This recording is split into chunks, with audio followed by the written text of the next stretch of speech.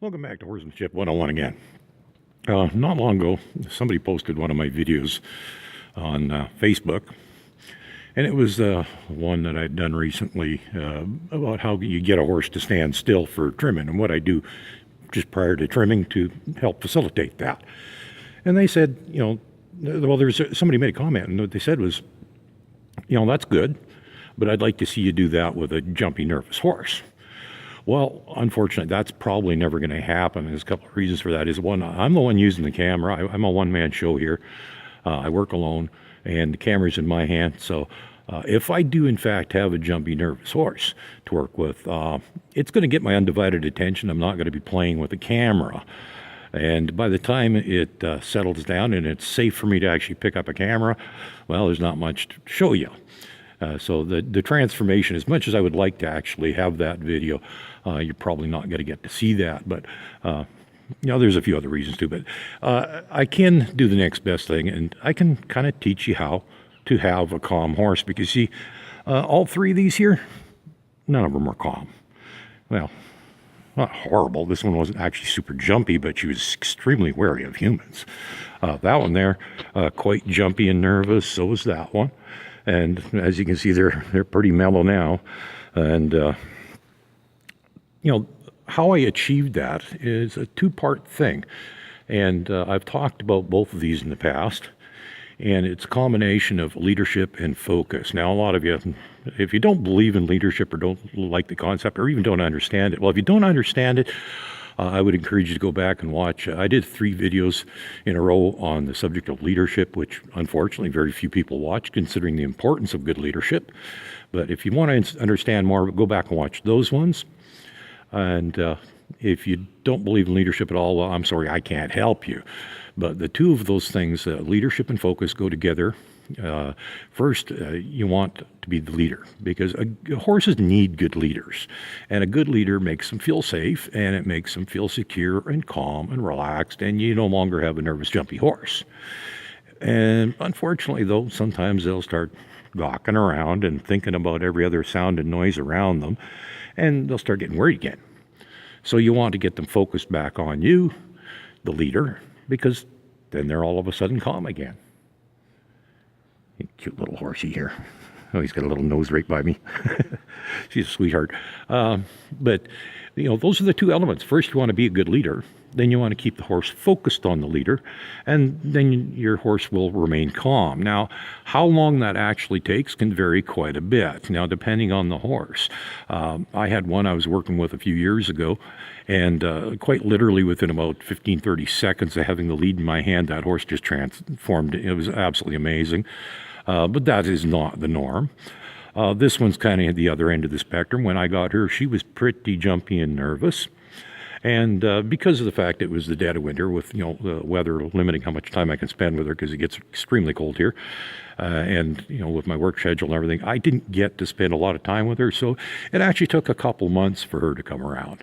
But there's a lot of variables. Depends on the horse, the severity of the the nervousness, and how much time you have to spend with it, your skill level, stuff like that. There's a lot of variables. So anything from a couple minutes to a couple months.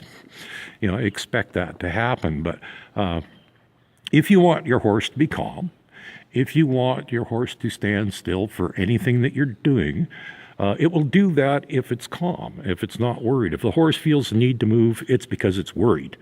And that's not what you want. You want your horse to have a good leader that makes it feel safe and calm and relaxed. And you want it focused on that good leader to facilitate that. So I'm going to splice in another little video with my other camera because I got a holder for it. You'll notice a change in the video quality, and we'll get right back to you. Okay, so the first thing that we're going to do here is we're going to ask her to move. Now, obviously, this is a well-trained horse, well, reasonably, but we haven't had a lead on her in a long time, so you never know. She might not work quite as well as she should. But the first thing we're going to do is ask her to move. I'm going to point, and if she doesn't move right away, which she's not, off comes the flag, and we're going to make her move. Oh, there we go. I had to actually get fairly firm. I'm surprised. But we're going to move her that way, and we're going to stop her. and then we're going to change direction, move her the other way.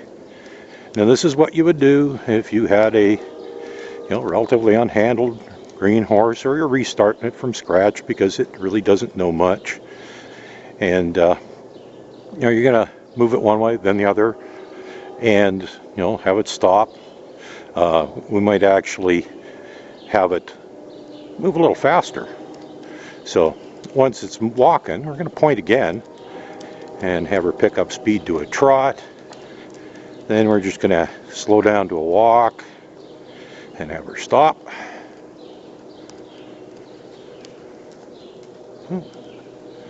Hey, she needs a little more.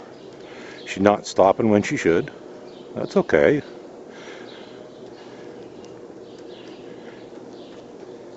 But this is the kind of thing you're going to have to do. And this establishes your leadership, because I'm moving her. I'm making her move. And we're going to do this until she's got it figured out that I'm the boss. Yeah, I don't like using that word, but it's the best one we can come up with. And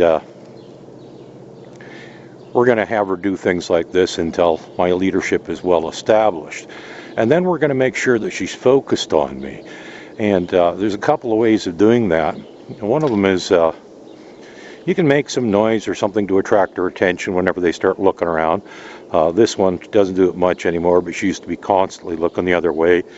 I'm going to see what happens here, because you want them to follow the feel of the lead. If you pick that lead up, you want the head to move.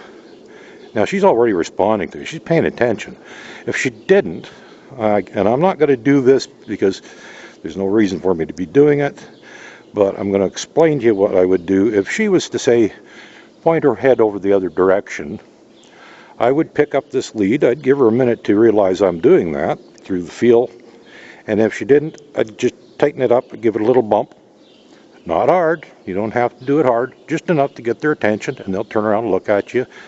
And you do that a few times. Now, by combining the fact that you're establishing your leadership by making the horse move, and then by making sure it's focused on its leader, you end up with a really calm horse in the end. Now, it can take a lot of, the amount of time it takes can vary an awful lot depending on the horse you're working with, obviously, but this is basically what you do, is you just simply ask the horse to move, you teach it to move, and by doing that, you establish your leadership. And when you establish your leadership, the horse will automatically be a lot calmer, simply because it knows it has a good leader with it. So it's really that simple. It's not horribly complicated. There you go. That's that part of it. Okay, so I should explain what I was doing in that video a little bit better.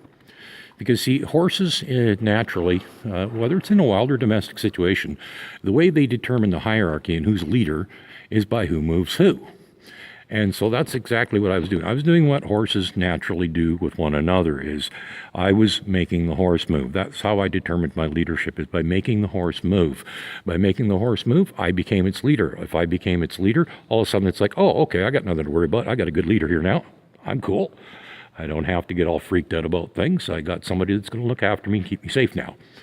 That's the importance of a good leader. And, like I said, once you've established that, then it's just a matter of getting the horse focused on you at all times.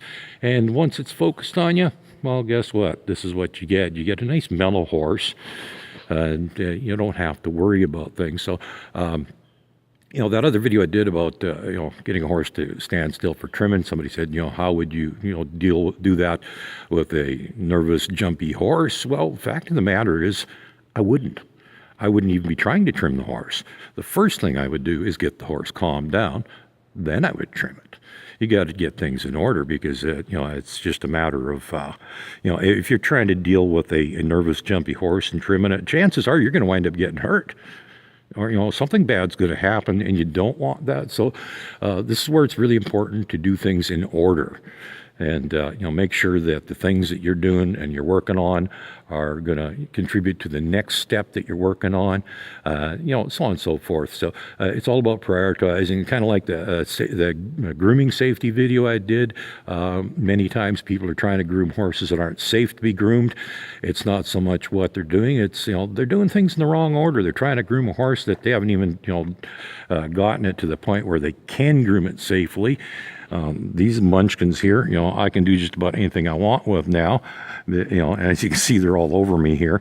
Well, not too bad. They're still being respectful. They're not pushing on me yet, but they're getting dangerously close. So I'm going to have to turn the camera off now and deal with these characters. Have a good day. Go play with your pony. Bye.